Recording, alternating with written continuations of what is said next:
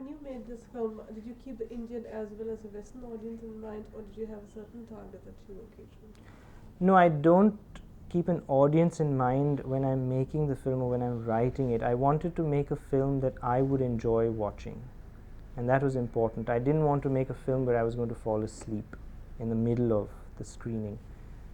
And but I didn't say that, okay, I have this audience and so let's do this specifically for them, or I have that kind of audience. No, that just doesn't, that's not the way I work. But at the same time, it's not that I'm making the film for myself. There's a difference between that.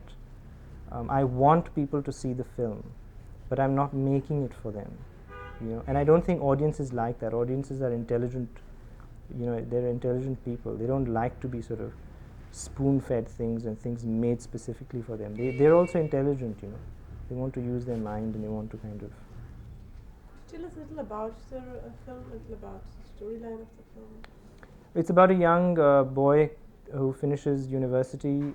He's from an urban city, in this case Delhi. It could be any urban city in the world. His name is Agastya Sen. He joins the civil service.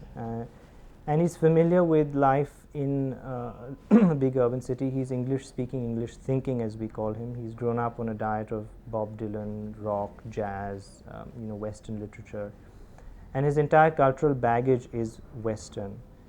And he's sent out for a year's training to a small town somewhere in Madna, somewhere in India. And in the film, it's in South. It's a town called Madna.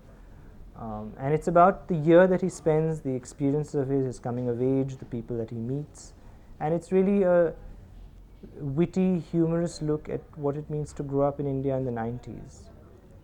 And I think, when we were sort of working on the film, one of the central themes that arose while we were doing this was the whole notion of what it means to be Indian, especially for a young generation today, which is trying to take part in a universal culture, and at the same time is trying to come to terms with an Indian way of life. You have the sort of pulls at home and with your culture and your lifestyle, and yet you want to kind of get out and wear jeans and go to McDonald's and be sort of very Western in your whole outlook and perception, and you feel that you want to sort of just jettison this old lifestyle that you have.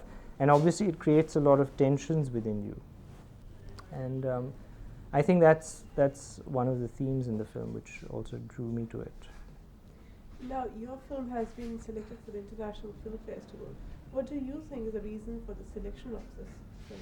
Because it's a good film. It's part of a section called Cinema of the World, and it's good, it's there.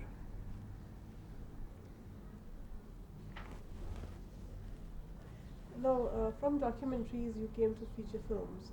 Now, do you plan to go on making feature films, or you keep a balance between the two? Well, documentaries are very nice. In fact, the whole documentary style also informs English August. It doesn't mean English August is a documentary, but the flexibility, the ability to improvise, the ability to shoot things when you see them, to incorporate things around you, is something that I've brought in from my years spent making documentaries into English August, and I would definitely continue making both features and documentaries.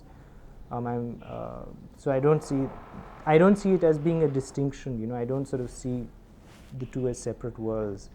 You're making films, and one is a short film, one is it's got a style to it, it's a different thing, and another one is narrative and it's longer, and